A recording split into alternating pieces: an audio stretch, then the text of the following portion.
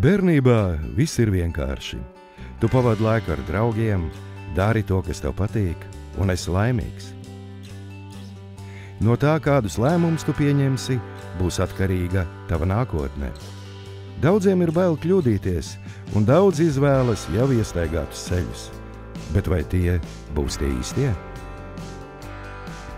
Par laimi, dzīve mums ik pa laikam piedāvā izdevību ieraudzīt lietu patieso būtību un vērtību. Galvenais – uzticēties savai intuīcijai un apzināties, ka pieliekot roku, arī drosmīgi sapņi kļūst par realitāti. Laukos ir dzīvība un iespējas, kādas pilsēta nevar piedāvāt. Te tu vari vērot, kā tavs darbs lēnām un pamatīgi pārvēršas augļos, ik rītu nestāvot sastrēgumos. Te tu vari būt īsts saimnieks, darīt to, kas tev patīk, un būt laimīgs, kā bērnībā. Upenes ir tikai viens iemesls toties ļoti pārliecinoši, kāpēc vērts doties dzīvot un strādāt uz laukiem. Protams, jārēķinās ar darbu un laiku.